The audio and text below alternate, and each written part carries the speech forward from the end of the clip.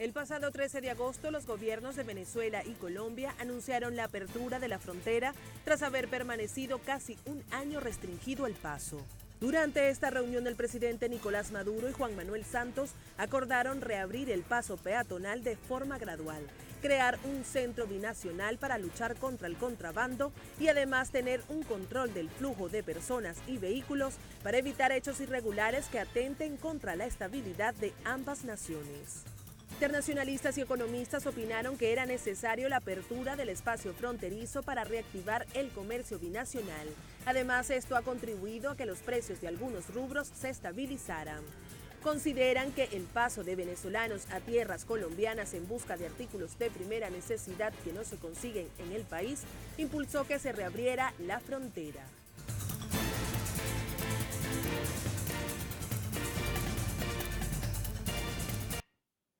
Muy buenas noches, bienvenidos a Reporte Estelar. Como escuchaban, hoy estaremos abordando el tema sobre la situación entre la frontera entre Colombia y Venezuela. Hace más de un año que se tomó esta medida. Hasta ahora no se ha dado ningún balance por parte del gobierno venezolano. Sí, las situaciones que originaron la toma de esta medida de alguna forma pues se vieron subsanadas, o si hay un porcentaje que todavía se mantiene de hechos delictivos allí en la frontera. Tampoco se ha generado un balance con respecto a la situación económica en lo que fue una de las fronteras más vivas, y si se va a retomar, si se tienen medidas para reactivar precisamente la parte económica allí en la frontera. Tampoco se ha pronunciado el gobierno nacional con respecto a qué medidas preventivas estaría implementando o planificando junto con el gobierno colombiano, esto de cara a la posibilidad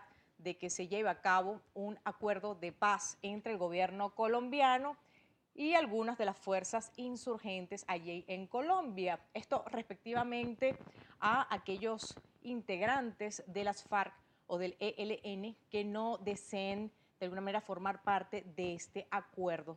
¿Cómo afectará e impactará esto en nuestras fronteras? Por todo esto queremos conocer qué opinión tiene sobre la apertura de la frontera colombo-venezolana. Recuerde sus comentarios, sumamente importante, a través de nuestras redes sociales, en Twitter, la cuenta del programa, @reporte_gb.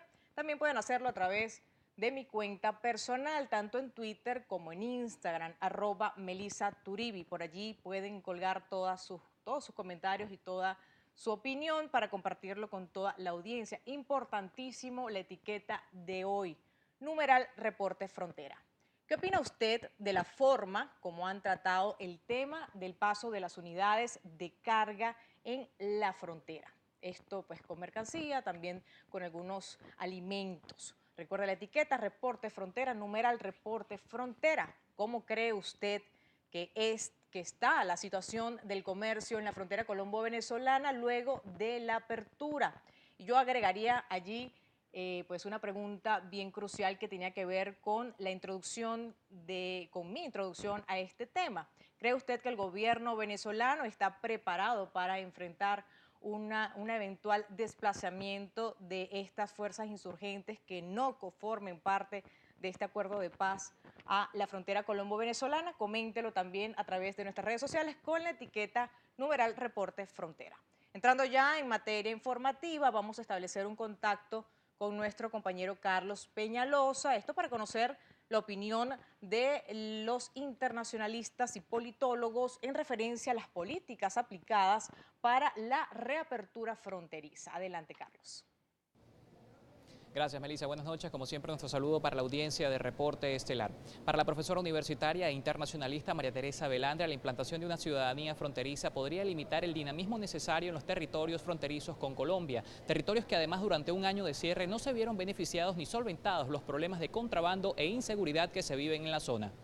El dinamismo de esa zona de frontera es muy difícil que tú lo puedas circunscribir a un estatuto, porque hay personas, por ejemplo, que vamos desde Caracas y queremos ir hasta Cúcuta, entonces como no somos habitantes de la frontera no podemos pasar cuando hay libertad de tránsito, entonces allí hay una serie de restricciones que no están claras. Ahora, lo que se busca en las zonas de frontera es identificar a quienes viven en la frontera y facilitarle el paso por los puestos fronterizos. Es decir, esto lo que busca es una medida de control, es decir, quiénes son los que viven allí y cuándo pasan y cómo pasan. Lo que pasa es que En esa zona la gente ha vivido históricamente pasando libremente sin que hubiera ninguna interrupción. El cierre de la frontera no tiene ninguna lectura positiva, porque las razones por las cuales el gobierno cerró la frontera, que era eliminar el contrabando y reducir la inseguridad, se potenciaron durante este año.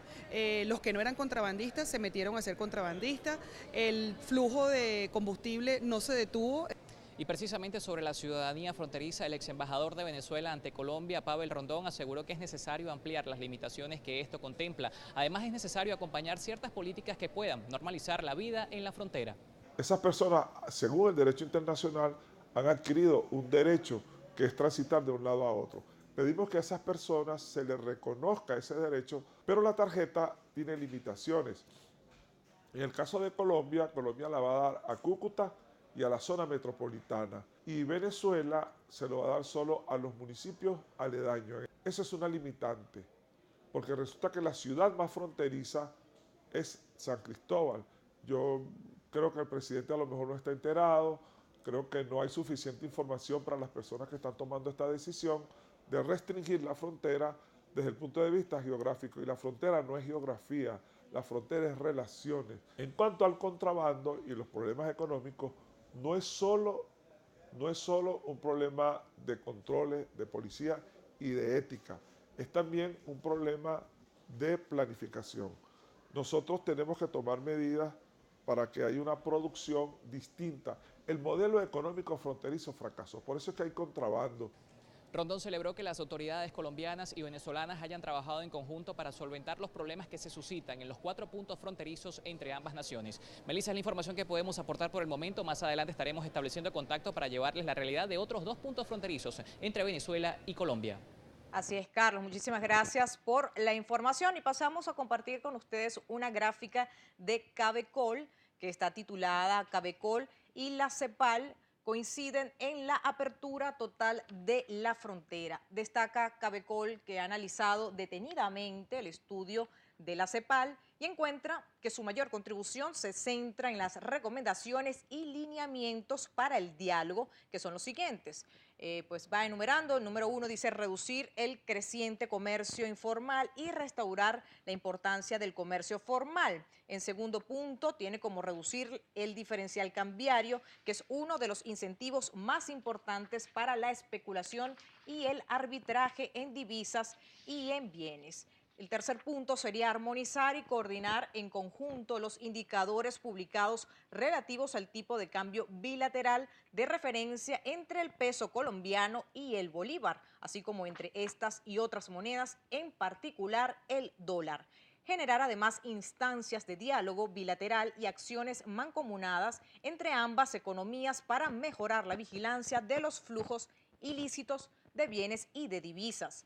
Prepararse además para los desafíos del futuro, para lo cual es importante plantear que ambos países se beneficiarían de la reapertura definitiva de la frontera y de tener una estrategia común y ordenada para tal fin. Parte de este reportaje que compartimos con ustedes a esta hora. Y otra información que también queremos compartir con ustedes está extraída del diario El Universal y está titulada La CEPAL plantea establecer tipo de cambio fronterizo, esto de fecha 22 de agosto del 2016. En el texto, pues ampliando un poco la información, dice el documento realizado a petición de autoridades gubernamentales de dichas naciones, alerta que existen 247 rutas ilegales en parte del noreste de la frontera que facilitan el comercio informal, por donde se trafican alrededor de 3 millones de galones de combustible al día. También medicinas y alimentos, según la Dirección de Impuestos y Aduanas Nacionales de la República Colombiana. Parte de lo que podemos extraer de esta publicación. Y pasamos de inmediato a sus comentarios en nuestra cuenta en Twitter, reporte_GB. Iniciamos con el usuario Aníbal Gómez, quien dice: las malas políticas de este gobierno ha acabado con la frontera más activa de Sudamérica. Por su parte, Versos de un tuitero nos dice: si no estamos en crisis en Venezuela, ¿por qué tanta gente busca alimentos y medicinas en Colombia? Se hace esta pregunta. Bichito Hípico nos dice: Debe haber control y supervisión conjunta, pero sin duda el comercio binacional es imprescindible para ambos países. Nos envía un saludo que reiteramos de parte de todo el equipo. Además, por acá también nos comenta Denis Inagas, dice, nunca debieron cerrar la frontera, el gobierno lo usa para hacer política. Los de a pie somos los afectados. Cerramos con Cojizán Cabuto, quien dice, las casas de cambio de Cúcuta día a día siguen devaluando la moneda venezolana. No abran paso de gasolineros. Bueno, son las distintas opiniones que tienen toda nuestra audiencia, los que hacen sus comentarios a través de nuestra cuenta en Twitter, que nosotros muy responsablemente hacemos pues también mención de todas estas diversas opiniones. Es lo importante conocer cuál es la apreciación que tienen cada uno de ustedes del tema que estemos desarrollando en el día. Vamos a hacer una pausa y ya volvemos con más de este tema, la frontera colombo-venezolana.